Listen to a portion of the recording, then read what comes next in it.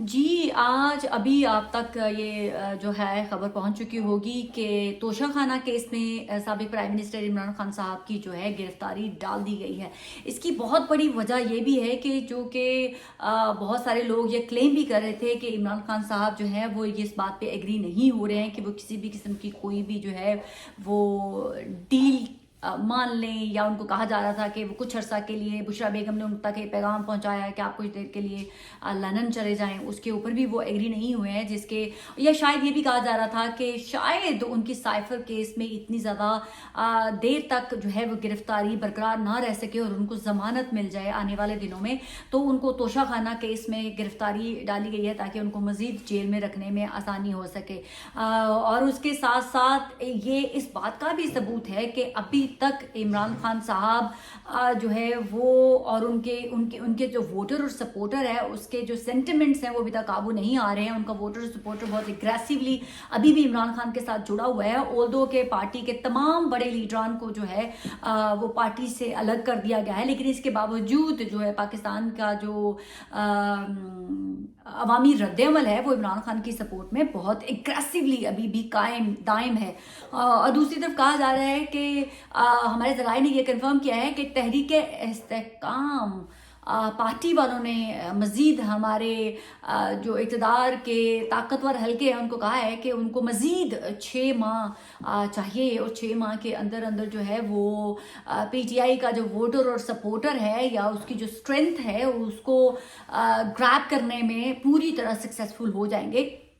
اب یہ تو آنے والا وقت بتائے گا کہ ان کو 6 ماہ کا وقت دیا جاتا ہے یا کہ جو ہے وہ 8 فروری کو الیکشنز ہو جاتے ہیں، جبکہ ہمارے چیف جسٹس صاحب نے بڑا ہی کلیئرلی کہا ہے کہ خبردار اگر کسی نے 8 فروری کے الیکشنز کے بارے میں کوئی ابہام پیدا کرنے کی کوشش کی، کوئی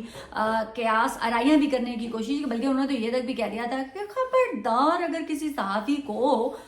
تکلیف ہوئی 8 فروری کے الیکشنز کے بارے میں ابہام پیدا کرنے کی، تو اس سے بہتر ہے کہ آپ ٹی وی کے اوپر سوشل میڈیا کے اوپر بیٹھ کے آپ ٹائڈا نہیں کر سکتے، اپنی بیویوں سے ڈسکس کریں کہ الیکشن ہونے ہیں یا نہیں ہونے۔ لیکن مجھے ایسا لگتا ہے کیونکہ ہمارے چیف جسٹس صاحب نے یہ مینشن نہیں کیا تھا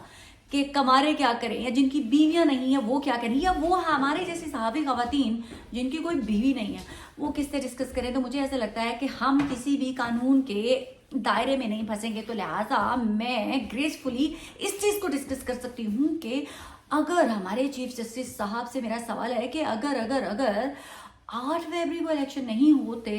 تو ہمارے چیف صاحب کیسے الیکشن کروائیں گے، مطلب کیسے الیکشن کروائیں گے؟ کیا وہ اس غیر آئینی قدم جو اٹھایا جائے گا، یا کوئی بھی ایسا پاکستان کے اندر خدا نہ خواستہ کوئی ایسی سچویشن کریٹ ہو جاتی ہے،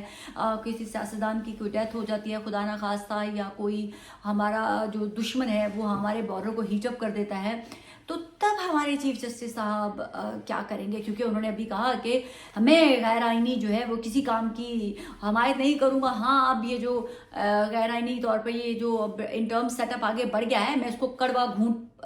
پی کر برداشت کر لوں گا۔ تو کیا ہمارے چیف جسٹس جو ہیں وہ 8 فروری کو بھی کڑوا گھونٹ بھر کے برداشت کر جائیں گے؟ میں تو صرف سوال پوچھ رہی ہوں، میں نے کچھ کہا نہیں ہے۔